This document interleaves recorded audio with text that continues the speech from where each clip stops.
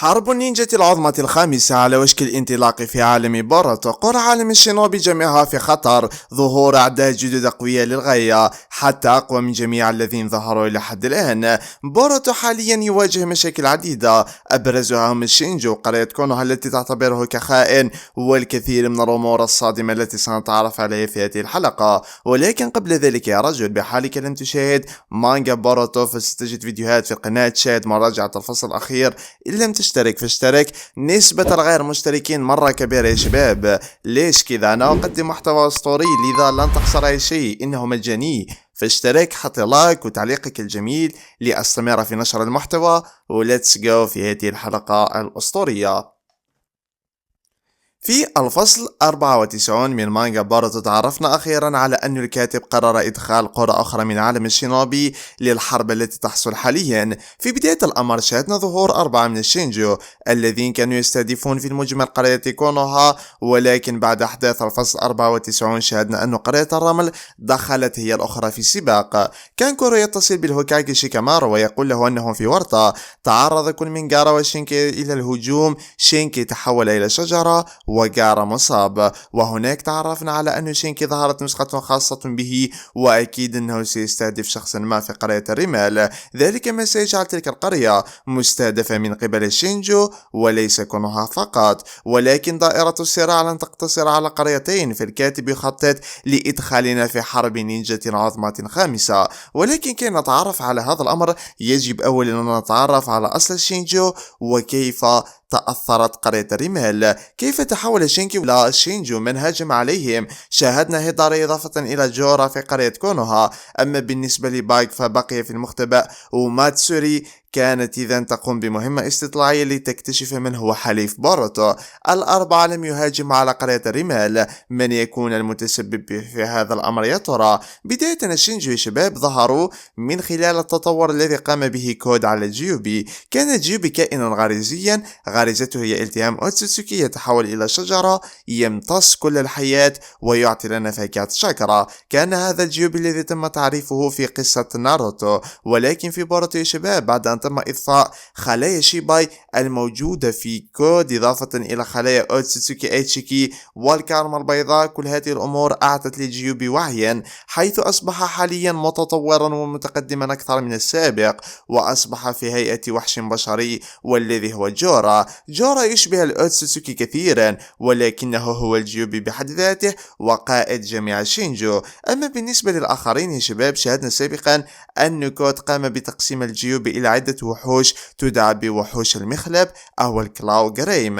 هذه الوحوش إذا تهاجم على الأشخاص، وعندما تتمكن من التهام شخص ما فهي آنيا تتحول إلى شجرة وتحيط ذلك الشخص بتلك الشجرة. أمثلة على هذا الأمر لدينا الشينوبي الذي ظهر أمام سارada، لدينا ساسكي ومويجي، وآخرهم هو ابن جارا شينكي. المهم يا شباب، من خلال هذا الأمر عرفنا أن هؤلاء الشينوبي الذين تحولوا إلى أشجار لا يزالون على قيد الحياة، ويستعملهم جيوبي متغذيا على شكراهم لاستخراج نسخ منهم أقوى بكثير معدلة وتمتلك شكراهم. وأمثلة على ذلك نسخة ساسكي هيداري، يعتبر نسخة طبق الأصل ساسكي، يستعمل نينجيتسو ساسكي مثلا تشيدوري إضافة إلى الشكل فهو قريب من شكل ساسكي. وكما أيضا شاهدناه متطور، يمتلك يدين 2 رينينغان ويستعمل الكثير من العناصر فهو أكثر تطورا من ساسكي. نفس الأمر حصل لمويجي، ومن أجل أن يتم تحرير ساسكي والبقية من هذا الأمر قال بوروتو سابقا أنهم يحتاجون إلى شوكة الروح.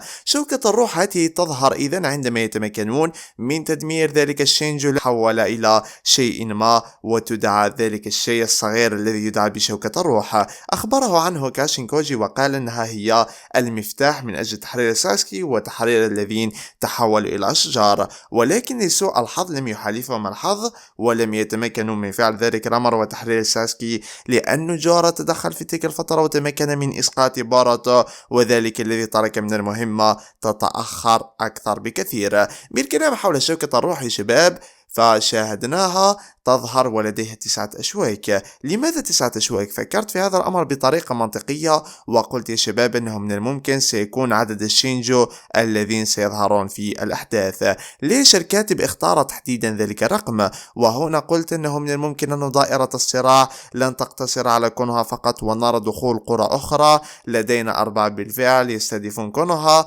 تبقى 5 شخصيات، أو يمكن أن لا نحتسب جارة ويكون 6 شخصيات أخرى تبقيت ليكون المجمل هم 10. شاهدنا شينكي من قرية الرمل، وسنشاهد القرى الأخرى أيضا. نرى أشخاصا آخرين يتحولون إلى شينجو ويظهرون وينضمون إلى هذه الكارثة التي ستحصل قريبا. بالكلام حول من هاجم على قرية الرمال يا شباب، لن يكون أي شخص آخر عدا كود. كود هرب في السابق لما شاهد أن جيوب تطور وظهور تلك الوحوش الذين كانوا قريبين إذن من إسقاط بوروتو. وكود بوروتو الحنين الذي يشبه والده دائما ما يقترف أخطاء مثل هذه، قام بمساعدة كود رغم أنه تمكن من دعس عليه وضربه وإسقاطه باستعمال أوسوهيكو.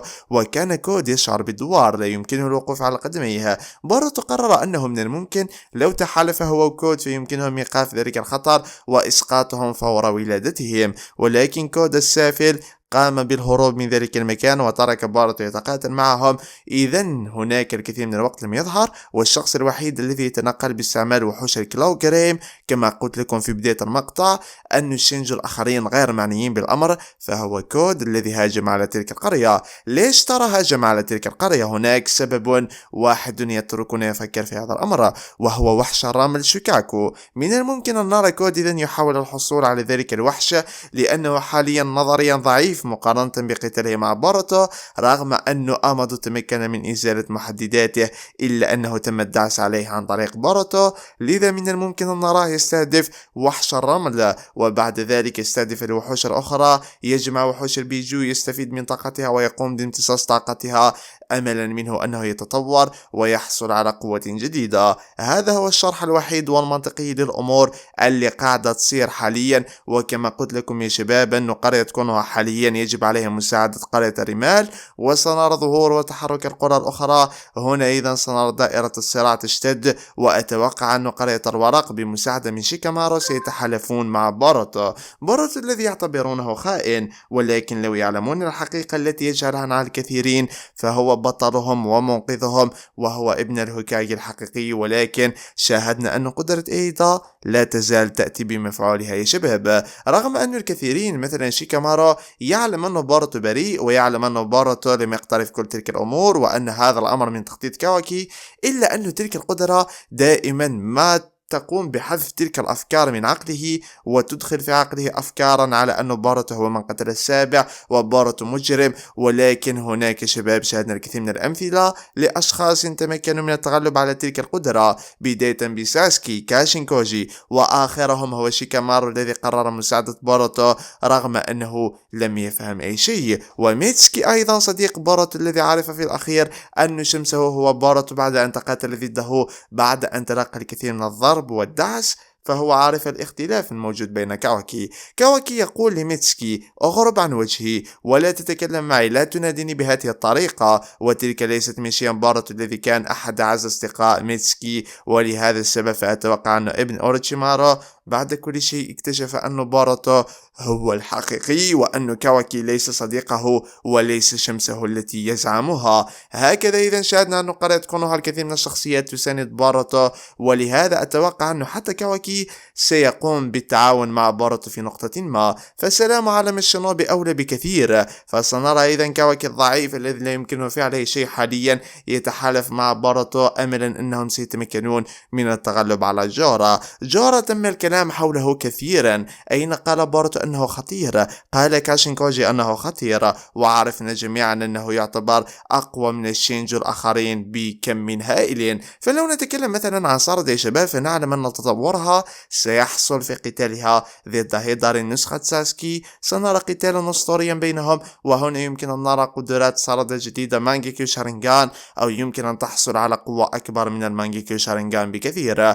نفس الأمر منطبق على كونوهامارو، وحاليا هدف شين ممكن سيكون إما جارا كما شرحت لكم في أحد الفيديوهات القصيرة، أو سيكون ميتسكي. هذا أيضا سيعطي لنا تطورا آخر، ولكن جورا يعتبر أقواهم. من سيقاتل جورا؟ هل هي هيماواري، كاواكي أو بوروتو؟ لذا أتوقع يا شباب أننا سنرى بوروتو هيماواري إضافة إلى كاواكي يتعاونون. فمن المستحيل أن نرى فارقا شاسعا في القوة بين بوروتو أو هيماواري أو شخص، خصوصا أن هيماواري لم تتمكن لحد الآن من السيطرة على قوة الكيوبي لأنها أيقظت قوتها حديثا فيلزمها تدريبات كثيرة. فأتوقع أن هيماواري ستكون في هذا الآرك عونا طبيا أكثر من عون في الصفوف الأولى. فقدرتها الشفائية مرة أسطورية، لم نرى سابقا قدرة مثل تلك، حتى أنها نالت على إعجاب من أفضل شينوبي طبي في قرية كونوها، والتي هي ساكورا، التي قالت أنها متعجبة من تلك القدرة الطبية ولا تصدق أبدا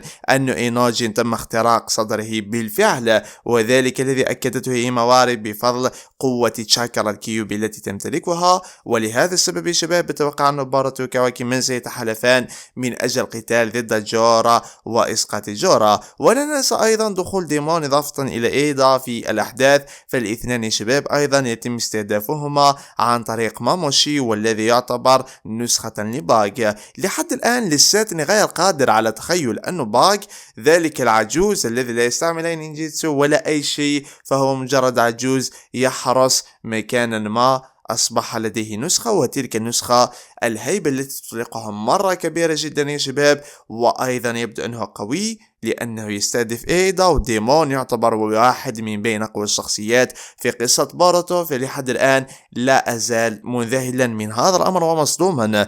ما مدى قوة ماموشي هذا؟ لو نتكلم حول هيداري يا شباب، فهو يمتلك جينات ساسكي واحد من بين أعظم الشينوبي الذين مروا على تاريخ عالم الشينوبي. فأوكي، نسخة ساسكي ستكون قوية لأنه يستعين بشاكرا ساسكي، ولكن ماذا عن ماموشي؟ بماذا يستعين تحديدا؟ هذا الأمر الذي أريد أن أفهمه، ولكن لننتظر. الكاتب يبدو أنه يجهز لنا سيناريو أسطوري، ولكن الشيء الذي دائما ما يجعلني مكتئبا حيال هذه القصة هي أنه يجب علينا أن ننتظر شهرا كاملا لكي نرى نزول فصل جديد، وذلك الذي يعتبر يا شباب مؤلما الصراحة. إذا كما تكلمنا وقلنا أن هؤلاء الشينجو إذن سيهاجمون على قرية كونوها، ولكن لا ننسى أن كاشينكوجي في رادار جورا يولي أهمية لكاشينكوجي أكثر من بوروتو. ليش ترى؟ لأن كاشينكوجي هو الذي يدله عن المعلومات، وهو الذي أخبره بكل شيء، يمتلك قدرة خاصة بشيباي، ذلك الذي يجعل من الأمر معقدة. فأتوقع أن جورا سيحاول بشتى الطرق إيجاد مكان كاشينكوجي. كون جورا مختلف عن الكثير من الأشرار الذين ظهروا.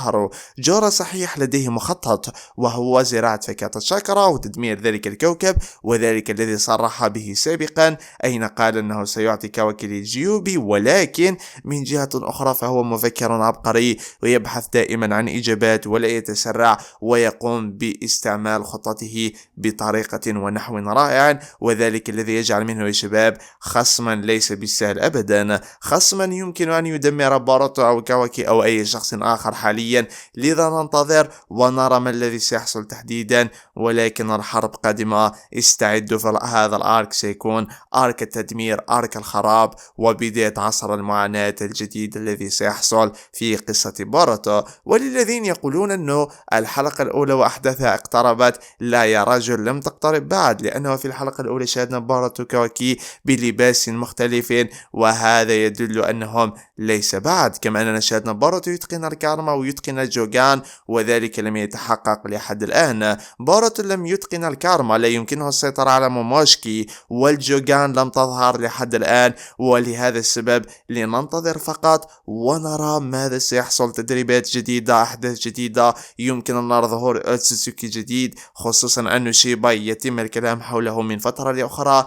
أمادو يظهر في الأحداث في الفصول الأخيرة، شيء رهيب وشيء جميل. ننتظر ونرى الحبكة التي يحيكها الكاتب إيكيموتو. المهم يا شباب، إن لم تشترك فاشترك، لايك وتعليق، ونلتقي في المقطع القادم قريبا إن شاء الله.